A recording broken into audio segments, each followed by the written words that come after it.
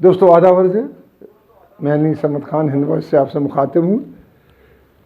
खबरें चल रही हैं, लिहाजा किसी खबर पे हम लोग कोई डेफिनेट बात नहीं कर सकते हैं, तो लिहाजा सूचना दे रहे हैं आपको कि ये चल रहा है फ़िलहाल, क्योंकि बड़ी तेज़ी से घटनाएं और खबरें बढ़ रही। जैसे किसान मूवमेंट की है, ट्रंप की है, जैसे हमने दी कि अभी उनकी बहस चल रही है कि क्या नतीजा आता है। इसी तरीके से जो किसान आंदोलन चल रहा है दिल्ली के आसपास सबसे ज़्यादा, और यहीं से बहुत ज़्यादा मोबिलाइज हो रहा है, उसका असर पूरे भारत में पड़ रहा है। जैसे कि शाहीन बाग चल दिल्ली से रहा था, लेकिन उसका असर पूरे हिंदुस्तान पर था।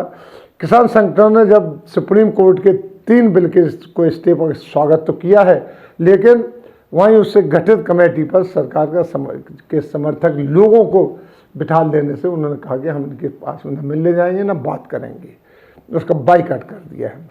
किसान नेता राकेश टिकैत जो हैं, 1 2 3 धड़े हैं, तो उसमें सबसे बड़ा एक यूपी का और हिंदी बेल्ट के जो लोग हैं उन्होंने उनको रिप्रेजेंट करते राकेश टिकैत, उन्होंने कहा कि सरकार को सावधान करते हुए कहा कि अगर सरकार ने ज़बरदस्ती की हम लोगों को हटाने के लिए तो 10,000 लोग मारे जाएंगे। यहाँ पे ये उनका चैलेंज है, हटेंगे नहीं, 10,000 लोग मारे जाएंगे कम से कम, इस तरीके से उन्होंने चैलेंज दिया। वहीं अखिल भारतीय किसान संघर्ष समिति के संयुक्त सचिव जो है अंबिक साहा, उन्होंने कहा कि सभी संगठन इस बात पर अडिग हैं कि 26 जनवरी गणतंत्र दिवस के ऊपर ट्रैक्टर मार्च ज़रूर निकलेगा, यानी उनको जो करना है वो करेंगे, वो सरकार के आगे नहीं झुकेंगे। क्योंकि सरकार, उनका कहना है कि सरकार ने कि सुप्रीम कोर्ट के जरिए कि चाल चली है इस एजिटेशन को ख़त्म करने के लिए।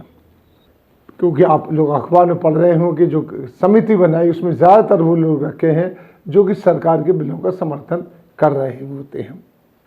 इस देश में मोदी की छवि खराब होने की बात कहाँ से आ रही है, जो वो कहते हैं जब अखिल भारतीय किसान संघर्ष समिति के, अगर हम ट्रैक्टर यात्रा निकालते हैं तो इसमें मोदी जी की छवि कहाँ खराब हो रही है। साथ ही सभी संगठनों ने तय किया कि उनको वो सुप्रीम कोर्ट के निर्देशों को चुनौती देंगे, वो चुनौती देंगे जो सुप्रीम कोर्ट ने निर्देश दिए हैं। और जिस तरीके से उन्होंने कहा कि हम रोकते हैं, उसकी तो उन्होंने तारीफ़ की है, लेकिन जो निर्देश दिए हैं उसकी और चुनौती देंगे। यानी जो नीति बना रहे हैं वो किसानों से बात करें, ना कि अदालतों के जरिए किसानों से बात करें, डायरेक्ट आगे किसानों से बात करें, उनका कहना ही है।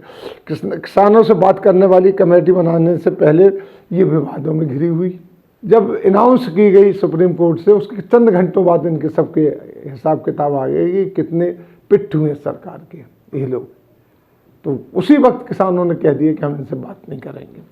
साथ में पहले इसका अध्यक्ष बनने का प्रपोजल पूर्व न्यायाधीश राजेंद्र लोढ़ा को दिया गया था, जो समिति आ रही, उन्होंने आउटली इसको रिजेक्ट कर दिया था कि हम इसमें शामिल नहीं होंगे। उसके बाद कई जो पार्लियामेंटेरियन हैं, जो लीगल एडवाइज़र हैं, उन्होंने इस कमेटी के बारे में अपनी सही राय नहीं रखी है। अब इसके साथ वो अपनी आज लोहड़ी है, लोहड़ी में वो बिल की कॉपियाँ जलाएंगे, लोहड़ी जलाई जाती है और ये किसानों का बहुत बड़ा त्यौहार माना जाता है, तो उसमें इसके बिल की कॉपियाँ जलाएंगे वो लोग। इस तरीके से किसान जो है अपने अटक हैं, अभी वो बिल्कुल हिले नहीं है। जैसा कि सरकार का ये मंशा थी कि सुप्रीम कोर्ट के जरिए, तो सुप्रीम कोर्ट ने कोई ऐसा आदेश नहीं दिया जो किसान के विरुद्ध। हाँ, उन्होंने कमेटी गठित की, उसको बताया और कमेटी फोर्स निकल रही है, तो वो उनका हम कमेटी के पास नहीं जाएंगे, वैसे स्वागत करते हैं उनका। अब आगे देखिए इसका क्या होता है, क्योंकि ये बड़ा प्रोसेस बड़ी तेज़ी से चक्कर घूम रहा है। वहाँ पे शक है कि हटाया जाएगा बलपूर्वक। यहाँ ये कह दिया जयशंकर ने, जो हमारे फॉरेन सेक्रेटरी हैं, कि वहाँ पे जो भारत विरोधी लोग हैं, भारत के टुकड़े करना चाहते हैं, खालिस्तानी समर्थक, वो VIP हिसाब से वहाँ रह रहे हैं। मैं खुद गया हूँ वहाँ पर, कोई VIP हिसाब नहीं, सब ज़मीन पर पड़े हुए हैं। धूप निकलती तो बैठ जाते हैं, सर्दी होती है तो टेंट में घुस जाते हैं। तो इन्होंने ये आरोप लगा के सुप्रीम कोर्ट में कहा है। सुप्रीम कोर्ट ने हालांकि इस पर संज्ञान नहीं लिया। उन्होंने कहा ऐसा आप देखेंगे, आप प्रूफ दीजिए तो हम देखेंगे इसके बाद। तो अभी प्रोसेस में है, लेकिन हम लोगों का था कि आप ताज़ा खबरों से अवगत कराते रहें। इसके साथ हम लोग आपसे लेते विदा, अगले में फिर हाजिर होंगे, तब तक के लिए दीजिए हमें इजाज़त।